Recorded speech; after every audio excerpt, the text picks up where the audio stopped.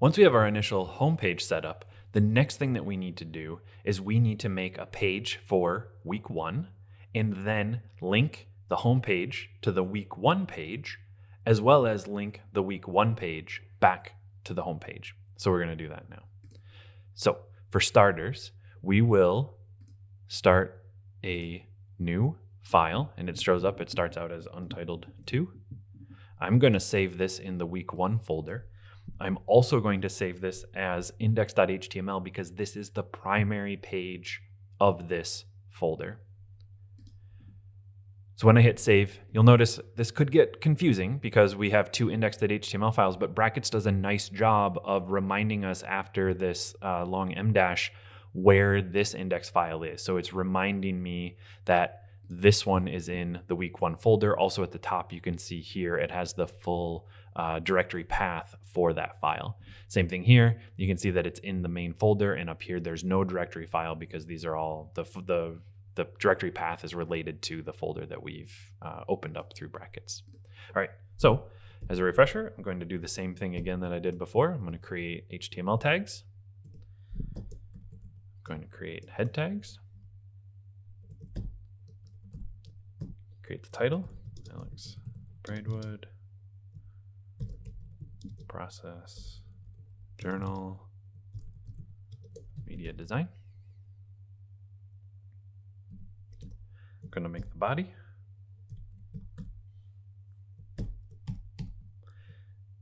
And I'm going to make the text that would say week 1. So you can see here, the live update has updated to be the the file that I currently have selected. So it knows that I'm in the week 1 file here, even before I hit save. So now I hit save. I have a folder now called week 1. We already made that back in the Finder. I have a file inside of it, index.html. This is what I want to link to. So now I'm going to go back to my primary index.html page. And I am going to make a header or a little section divider that says weekly updates. Now you notice I used this tag EM. EM stands for emphasis, and so it shows it as this italic. Now I've only got one break there, and for the sake of clarity, maybe I want more breaks so that my weekly updates can be spaced out a little bit from my header. Again, we will revisit some of these things and start working on how to design these elements. But for now, we're working to just get it set up. So then I'll type out the text. We'll call it like week 1 process updates. And see here, it showed up on the next line, or on the same line, and I want it to break down to the next line. Can add a second one if I'd like a second one.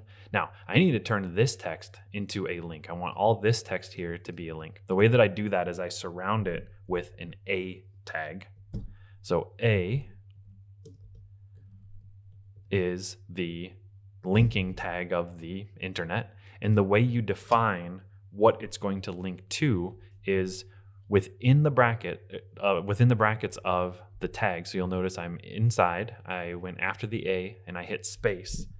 So I type out href, which stands for hyperlink reference. Href equals, and then when I type quotes, it starts giving me the contextual menu. So I can click the down arrow to go to week 1, hit the enter key, and you'll see here I'm given a list of the files that are in week 1. I want the index.html page. It put quotes around it. And you'll notice over here that it made it underlined. Hit save out of habit. You'll notice here when I hover over it, I definitely get the web finger, letting me know visually again that it's a link. And then when I click on it, it automatically takes me to the week 1 index page. Let's say we want our links to not be this default blue and purple. We can style the A tag and have it say color, let's say black, for example. So you can see here now it's updated for black. The other thing that I would like you to do with your process journal website is on your homepage, along with the link of like week 1 process update, I would like you to write a short description of what that page is about.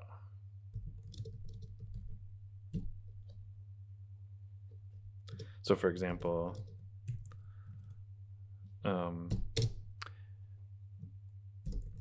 learning new HTML, trying CSS, getting back into virtual learning. You'll notice here also it's on the same line. I'd like it to be on the next line down. So I'm going to add a break tag there. Hit save. So then when I go to the week 1 page, you'll notice here that it just says week 1, and now I need a link to get back. I'm going to go to the top and I'm going to type back to home. Add a break.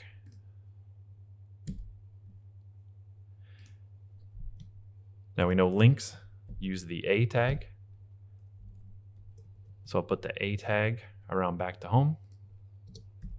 Start typing href and then a quote. Now we want to go up 1 folder and then link to the index.html page. So right now we are in this page, and what we need to do is we need to go up 1 level, up 1 directory, up 1 level to this index.html page. And the way that we do that with HTML, and this is true of other sort of like system language. If you've ever used a Windows machine, you see these show up in the sort of in the directory structure bar all the time. It's ..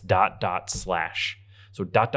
means up 1 level, and then here you can see up 1 level. It gives me this index.html that I can click on. So I hit save. When I come back here, you see back to home. It's a link. I click on it and I go back to home. So now I have 2 pages that link to each other.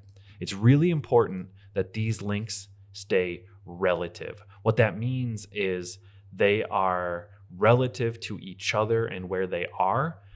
Absolute links are problematic because once you upload them onto the web, they break.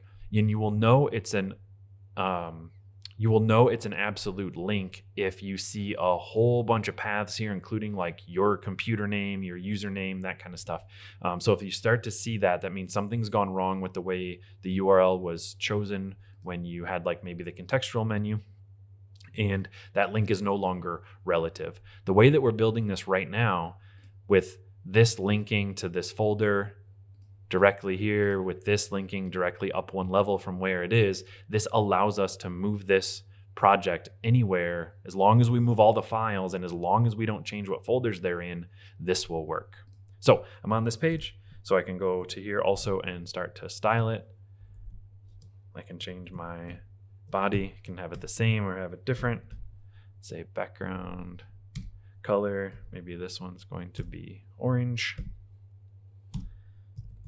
Maybe my text color is going to be white.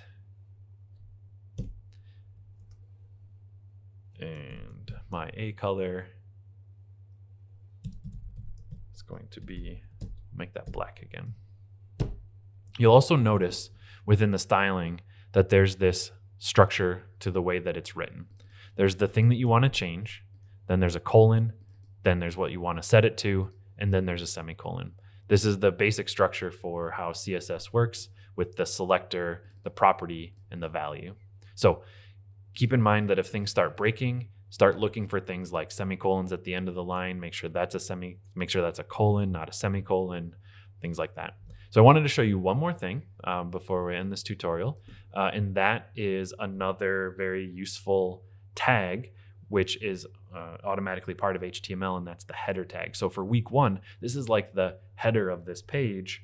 So if I surround it with an H1 tag,